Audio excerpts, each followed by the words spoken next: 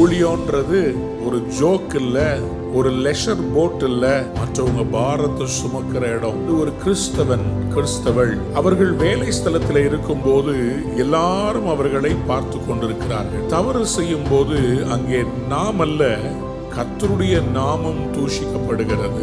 There is no substitute to hard work.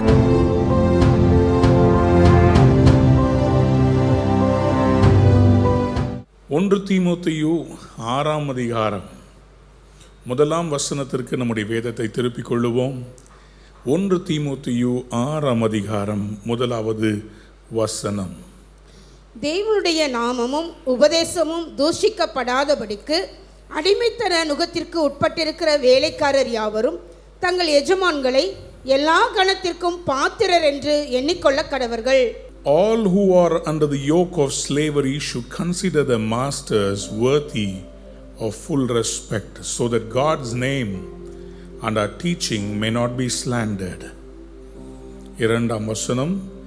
Those who have believing masters should not show them disrespect just because they are fellow believers. Instead, they should serve them even better because their masters are dear to them as fellow believers and are devoted to the welfare of their slaves. தமிழிலும் வாசிக்கலாம். விசுவாசிகளாகிய எஜமான்களை உடையவர்கள் தங்கள் எஜமான்கள் சகோதரராய் இருக்கிறதினாலே அவர்களை அசட்டை பண்ணாமல் நல் வேலையின் பலனை பெற்றுக்கொள்ளுகிற அவர்கள் விசுவாசிகளும் பிரியருமாய் இருக்கிறபடியினால் அவர்களுக்கு அதிகமாய் ஊழியம் செய்ய கடவர்கள். இந்தபடியே போதித்து புத்தி சொல்லு. ஹல்லேலூயா. அன்பார்ந்தவருடைய பிள்ளைகளே, இந்த 1 தீமோத்தேயு 6ஆம் அதிகாரம் நாம் நம்முடைய பைபிள் ஸ்டடியை நாம் தொடர்ந்து தியானிக்கிறோம். ஆகவே இதில் இன்றைக்கு முதலாவதாக வேதம் தெளிவாக பவுல் அப்போஸ்தலன் மூலமாக தீமோத்தேயுவுக்கு சொல்லப்படுகிற ஒரு விலையேற பெற்ற சத்தியம். அது என்ன சத்தியம் என்று சொன்னால், வேலை செய்கிற ஒரு நபர், அடிமை என்று இங்கே சொல்லப்பட்டாலும் ஒரு எஜமான், அந்த எஜமானுக்கு கீழே வேலை செய்கிற ஒரு பணியாள், அந்த கான்டெக்ஸ்டில் நம்ம இதை பார்க்கும்போது ரொம்ப அழகாக அவர் சொல்கிறாரு, நீங்கள் அந்த நுகத்தை சுமப்பதற்கு நீங்கள் ஏற்றுக்கொண்டு அங்கே இருக்கும்போது எப்படியாக அந்த வேலைக்காரர்களுடைய மனப்பான்மை இருக்க வேண்டும், ஒரு வேலை ஸ்தலத்திலே நம்முடைய ஆட்டிடியூட் எப்படி இருக்க வேண்டும், அந்த வேலை ஸ்தலத்திலே நாம் செய்கிற அந்த வேலையானது அல்லது ஊழியமானது, அந்த பணியானது, அது ஒரு கல்வித்துறையில் இருந்தாலும் சரி, மருத்துவத்துறையில் இருந்தாலும் சரி, ஒரு சாஃப்ட்வேர் கம்பெனியில் இருந்தாலும் சரி, அல்லது உங்கள் சுய தொழிலாக your own business, wherever you are serving in a capacity as an employee, ஒரு பணியாள், அவர்கள் தங்கள் எஜமான்களை எப்படி பார்க்க வேண்டும், அவர்களுக்கு எப்படி கீழ்ப்படிய வேண்டும் என்று சொல்லி இங்கே அவர் சொல்லுகிறார். என்ன செய்ய வேண்டுமாம்? தேவனுடைய நாமமும் உபதேசமும் தூஷிக்கப்படாதபடிக்கு. அப்போ நம்ம ஒரு வேலை ஸ்தலத்தில், ஒரு பிஸ்னஸில் நம்ம இருக்கும்போது 2 காரியங்களை குறித்து நாம் அதிக அக்கறை உள்ளவர்களாய் இருக்க வேண்டும். எழுதி கொள்ளுங்கள். ஒன்று தேவனுடைய நாமம், மற்றொன்று உபதேசம். தேவனுடைய நாமம் அது விலையேற பெற்றதாக இருக்கிறது. ஆண்டவர் அவருடைய நாமத்தை குறித்து அவர் பக்தி வைராக்கியம் உடையவராக இருக்கிறார். The name of God is to be revered most above everything. அன்பார்ந்தவருடைய பிள்ளைகளே, அவருடைய சகல பிரஸ்தாபத்தை பார்க்கிலும் அவருடைய நாமத்தை ஆண்டவர் என்ன செய்திருக்கிறாரா? அவர் உயர்த்தி வைத்திருக்கிறாராம். Beyond all the creations that he has done, God has exalted his name. எந்த ஒரு மனிதனுக்கும் உலகத்தில் இருக்கிற யாருக்குமே அவங்களுடைய பெயர் கெட்டு போகக்கூடாது என்று ஒரு எதிர்பார்ப்பு இருக்கும். அதே போல தான் ஆண்டவருக்கும் ஒரு எதிர்பார்ப்பு.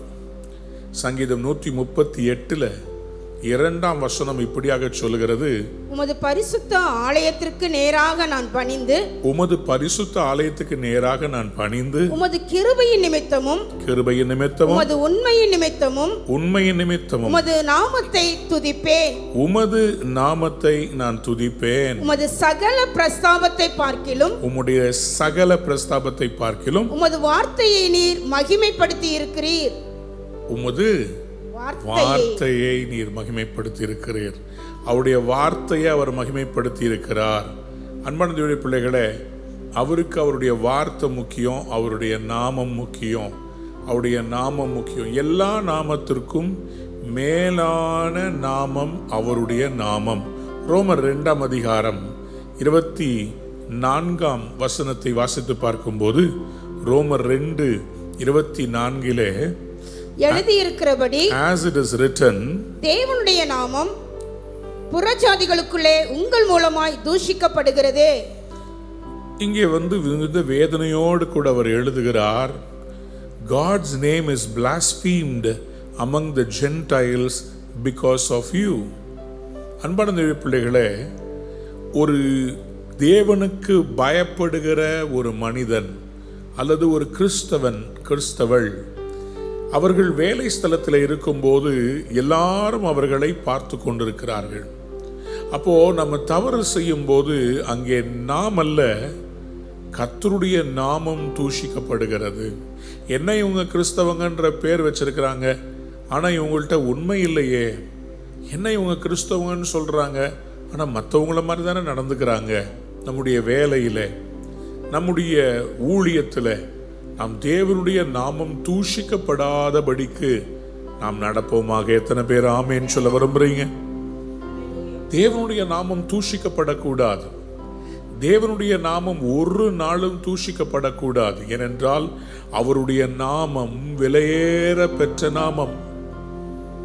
அவருடைய நாமம் உயர்ந்த நாமம். அவருடைய நாமம் மகத்துவமான நாமம். அவருடைய நாமம் அது வல்லமை உள்ள நாமம். அவருடைய நாமத்தை குறித்து நான் பிரசங்கம் பண்ண ஆரம்பிச்சேன்னா அது போயிட்டே இருக்கும். இன்னைக்கு அவ்வளவு அவருடைய நாமம் என்பது விலையேற பெற்றது. ஏன்னா அந்த நாமத்தை சொன்னாலே பிசாசெல்லாம் பயந்து ஓடுறானே. அந்த நாமத்தில் எதை கேட்டாலும் தருவேன்னு சொல்லியிருக்கிறாரே. அவ்வளவு விலையேற பெற்ற அந்த நாமத்தை நம்ம எப்படி வீணில் வழங்க முடியும்? நன்றாக தெரிந்து கொள்ளுங்கள், அவருடைய நாமம் சாதாரணமான நாமம் அல்ல, வல்லமையுள்ள நாமம். அந்த வல்லமையை மட்டுப்படுத்துகிற மாதிரி நம்ம எதையுமே செய்யக்கூடாது. எரேமியா 50ஆம் அதிகாரம் 34ஆம் வசனம் இப்படியாக சொல்கிறது, அவர்களுடைய மீட்பரோவெனில் வல்லமை உள்ளவர், சேனைகளின் கர்த்தர் என்பது அவருடைய நாமம். சேனைகளின் கர்த்தர் என்பது அவருடைய நாமம். தேசத்தை இளைப்பாற பண்ணுகிறதற்கும் பாபிலோன் குடிகளை தத்தளிக்க பண்ணுவதற்கும் அவர்களுடைய வழக்கை அவர் நடத்துவார். பாருங்க, அவருடைய நாமம் வல்லமை உள்ளவர். அவருடைய சேனைகளின் கர்த்தர் என்பது அவருடைய நாமம். அவர் வல்லமை உள்ளவர். அவர் வல்லமை உள்ளவர். சேனைகளின் கர்த்தர் என்பது அவருடைய நாமம். அன்பான தேவ பிள்ளைகளே, அவருடைய நாமத்தை குறித்து நான் பேசிக்கொண்டே போகலாம். அப்படிப்பட்ட நாமத்தை பரிசுத்த குலைச்சல் ஆக்க கூடாது என்பது அவருடைய முக்கியமான கற்பனைகளில் ஒன்று. ஆண்டவர் சொன்னார், என் நாமத்தை வீணிலே வழங்காதிருப்பாயாக. அவருடைய கட்டளை பிரமாணங்கள்ல முக்கியமானது என் நாமத்தை வீணிலே வழங்காதிருப்பாயாக. யாத்திராவும் 20ஆம் அதிகாரத்திலே முதலாவது அவருடைய கற்பனைகளை அவர் ஆரம்பிக்கும் போதே 7ஆம் வசனத்திலே அவர் இப்படியாக சொல்லுகிறார், உன் தேவனாகிய கர்த்தருடைய நாமத்தை வீணிலே வழங்காதிருப்பாயாக. உன் தேவனாகிய கர்த்தருடைய நாமத்தை வீணிலே வழங்காதிருப்பாயாக. கர்த்தர் தம்முடைய நாமத்தை வீணிலே வழங்குகிறவனை தண்டியாமல் விடார். தன்னுடைய நாமத்தை வீணிலே வழங்குகிறவனை ஆண்டவர் என்ன செய்ய மாட்டாரா? தண்டிக்காம விடவே மாட்டாராம். You shall not misuse the name of your God, for the Lord will not hold anyone guiltless who misuses his name. The Lord will not allow anybody misusing his name. The Lord says, I want you to revere my name. அப்ப நம்ம எங்க வேலை செஞ்சாலும் எதை செய்தாலும் மைண்டில் நமக்கு ஓட வேண்டிய ஒரு காரியம், என் தேவனுடைய நாமத்தை நான் வீணிலே வழங்கக்கூடாது. ஏன்னா ஆண்டவர் சொல்றாருங்க, என்னை கனம் பண்ணுகிறவர்களை நானும் கனம் பண்ணுவேன். I will honor those who honor me. Honor, அந்த ஆண்டவருக்கு கொடுக்கிற அந்த கனத்தை நம்ம தவறா பயன்படுத்திடக்கூடாது. யாரும் ஆண்டவருடைய நாமத்தை குறித்து தவறா பேசவும் கூடாது, அவருடைய வார்த்தையை குறித்து தவறா பேசவும் கூடாது. 1 சாமுவேல் 2ஆம் அதிகாரம் 30ஆம் வசனத்தில், என்னை கனம் பண்ணுகிறவர்களை நான் கனம் பண்ணுவேன், என்னை அசட்டை பண்ணுகிறவர்கள் கனஈனப்படுவார்கள் என்று கர்த்தர் சொல்லுகிறார். அப்ப நம்ம எதை செய்தாலும் எப்படி செய்ய வேண்டும்? நம்ம தேவனுடைய வார்த்தையின்படி செய்ய வேண்டும். தேவனுடைய நாமத்திற்கு மகிமை உண்டாக செய்ய வேண்டும். சொல்லுங்க அல்லேலூயா, அல்லேலூயா. நம்முடைய தேவனுடைய அதாவது 2 காரியம், ஒன்று நாமம், 2வது உபதேசம். தீத்துவின் புஸ்தகம் 2ஆம் அதிகாரம் 5ஆம் வசனத்தை வாசியுங்கள். முதலாவது சொன்ன நாமம், 2வது ஆண்டவருடைய உபதேசத்துக்கு விரோதமா, அவருடைய வார்த்தைக்கு விரோதமா நம்ம காரியங்களை செய்யக்கூடாது. இந்த வருடம் நீங்கள் செய்கிற எல்லாம் வாய்க்க போகிறது. சொல்லுங்க ஆமென். அதற்காக தான் கர்த்தர் சொல்றாரு, அவருடைய நாமமும் உபதேசமும் அது வீணிலே வழங்கப்படக்கூடாது. வாசிங்க தீத்து 2:5. தெளிந்த புத்தியுள்ளவர்களும் கற்புள்ளவர்களும் வீட்டில் தரித்திருக்கிறவர்களும் நல்லவர்களும் தங்கள் புருஷருக்கு கீழ்ப்படுகிறவர்களுமாய் இருக்கும்படி அவர்களுக்கு படிப்பிக்கத்தக்க நற்காரியங்களை போதிக்கிறவர்களுமாய் இருக்கவும் முதிர் வயதுள்ள ஸ்திரீகளுக்கு புத்தி சொல்லு. அப்படியே பாலிய புருஷரும் தெளிந்த புத்தியுள்ளவர்களாய் இருக்கவும் நீ புத்தி சொல்லி, நீயே எல்லாவற்றிலும் உன்னை நற்கிரியைகளுக்கு மாதிரியாக காண்பித்து. எதிரியானவன் உங்களை குறித்து பொல்லாங்கு சொல்லுகிறதற்கு ஒன்றுமில்லாமல் வெட்கப்படத்தக்கதாக உபதேசத்திலே விகற்பம் இல்லாதவனும் நல்லொழுக்கம் உள்ளவனும் குற்றம் பிடிக்கப்படாத ஆரோக்கியமான வசனத்தை பேசுகிறவனுமாய் இருப்பாயாக. அன்பானுடைய பிள்ளைகளே, நம்முடைய வேலையில் நம்ம ஆண்டவரை பற்றி மற்றவங்களுக்கெல்லாம் சொல்லுவோம்ல, ஆண்டவர் இப்படிப்பட்டவர், ஆண்டவர் இதெல்லாம் செய்கிறவர் என்று சொல்லி நம்ம நிறைய காரியங்களை வேலையில் பல பேருக்கு சொல்கிறோம். அவர் சுகமாக்குவார், உங்கள் குடும்பத்தில் சமாதானத்தை கொண்டு வருவார், எல்லாம் சொல்கிறோம். ஆனால் அந்த உபதேசத்துக்கு ஏற்றாற்போல் நம்முடைய வாழ்க்கை இருக்கும் என்றால் எல்லாரும் அந்த உபதேசத்தை மதிப்பாங்க. அவங்க சொல்லுவாங்க, அந்த கிறிஸ்தவ சகோதரன் சகோதரி அவங்க சொன்னாங்கல்ல, நம்ம மேனேஜர் அவர் ஒரு கிறிஸ்டியன்ல, அவர் கரெக்டாக ஆண்டவருடைய உபதேசத்தை பற்றி நமக்கு சொல்கிறார்ல. ஒரு கிறிஸ்தவ தேவனுடைய பிள்ளையாக நீங்கள் நிற்கும்போது அந்த இடத்துல தேவனுடைய நாமம், 2வது தேவனுடைய உபதேசம், இந்த 2ம் நம்ம மூலமாக தான் காப்பாற்றப்பட வேண்டும். எங்கே போனாலும் சரி அந்த உபதேசத்துக்கு விரோதமான காரியத்தில் போயிடக்கூடாது. 10ஆம் வசனத்தில் அதே மாதிரி இங்கிலீஷில் போட்டிருக்குது, and not to steal from them but to show that they can be fully trusted so that in every way they will make the teaching about God our Savior attractive. வேலைக்காரர் நம்முடைய இரட்சகராகிய தேவனுடைய உபதேசத்தை எல்லாவற்றையும் அலங்கரிக்கத்தக்கதாக தங்கள் எஜமான்களுக்கு கீழ்ப்படிந்திருந்து எதிர்த்து பேசாமல் எல்லாவற்றிலும் பிரியமுண்டாக நடந்து கொள்ளவும், திருடாமலிருந்து சகல விதத்திலும் நல் உண்மையை காண்பிக்கவும் புத்தி சொல்லு. உண்மையை காண்பிக்க புத்தி சொல்லு. அன்பர்களுடைய பிள்ளைகளே, உபதேசத்தை நாம் நாம் காப்பாற்ற வேண்டும் என்றால் கர்த்தருடைய வார்த்தைக்கு உண்மையா இருக்க வேண்டும், பூமியினுடைய நியாயங்களுக்கு உண்மையா இருக்க வேண்டும்.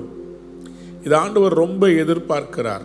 we have to be very faithful to the name of God and to the teaching of God. எதற்காக அப்படின்னு சொல்றாரு, all who are under the yoke of slavery should consider their masters worthy of full respect so that God's name and our teaching may not be slandered. தேவனுடைய நாமமும் உபதேசமும் அது அவமதிக்கப்படத்தக்கதாய் இராமல் அது போற்றப்படத்தக்கதாய் இருப்பதாக என்று அவர் சொல்லுகிறார். ஃபர்ஸ்ட் வசனம் கிறிஸ்தவர் அல்லாத மக்கள் மத்தியிலே ஒரு கிறிஸ்தவன் இருக்கும்போது எப்படி இருக்க வேண்டும்.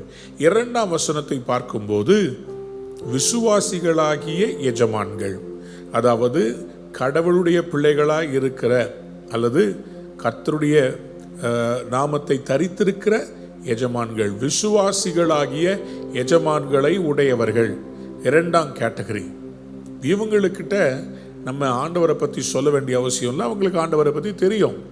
உதாரணமாக சொல்கிறேன், ஒரு ஊழியத்தில் அல்லது ஒரு கிறிஸ்தவ ஸ்தாபனத்தில், அல்லாவிட்டால் ஒரு கிறிஸ்டியன் ஸ்கூலில், அல்லாவிட்டால் ஒரு கணவனுக்கு ஒரு மனைவி அல்லது பிள்ளைகள் பெற்றோர்களுக்கு, இப்படி இந்த கான்டெக்ஸ்ட்டை நம்ம விரிவுபடுத்தலாம்.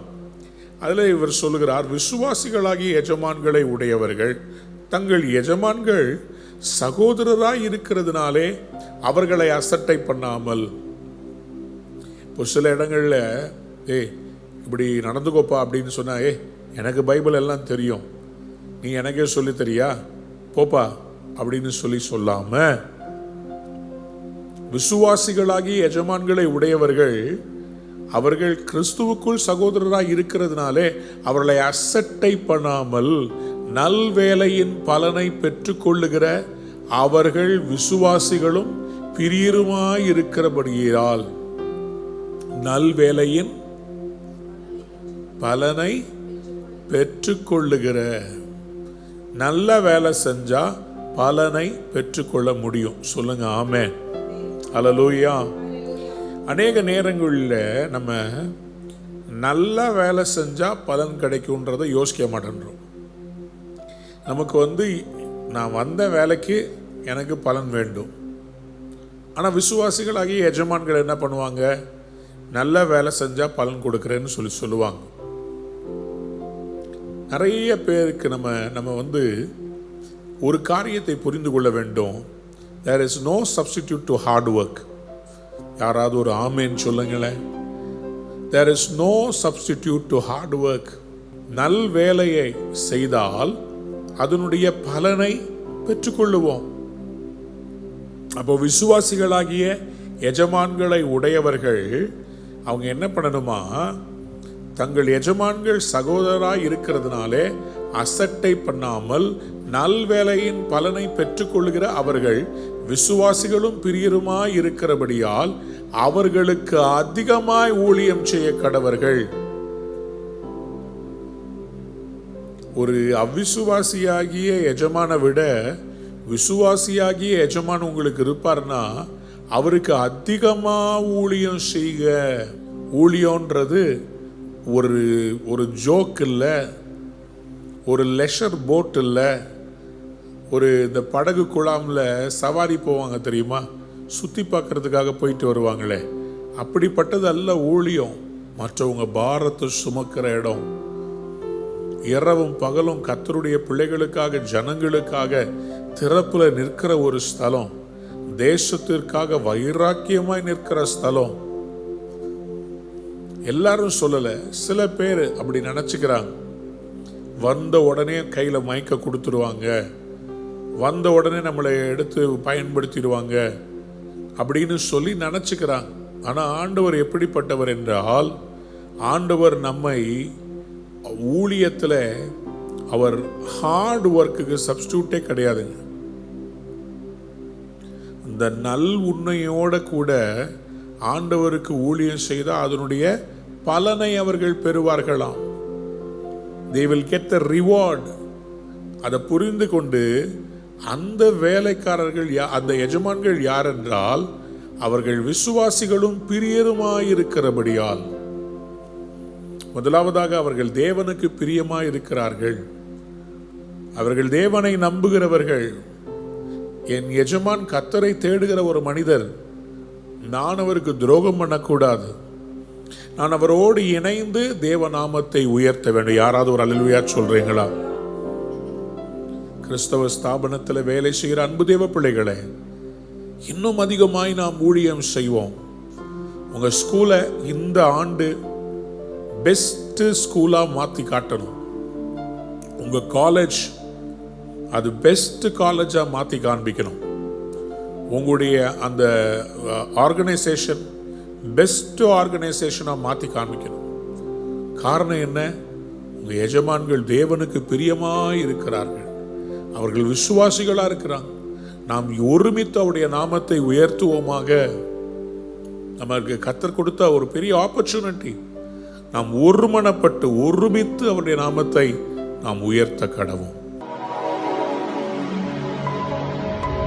அன்பான நேயர்களே, இந்நிகழ்ச்சியில் கொடுக்கப்பட்ட வாக்குத்தத்தங்களும் தீர்க்க தரிசன வார்த்தைகளும் உங்களுக்கு ஆசீர்வாதமாய் இருந்திருக்கும் என்று நாங்கள் நம்புகிறோம்.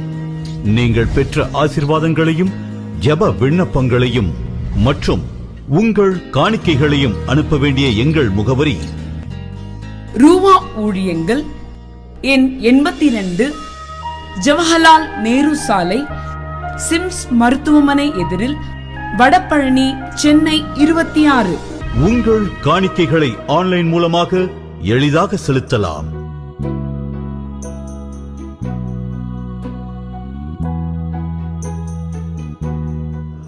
எங்கள் இணையதள முகவரி www.ruhaministries.org.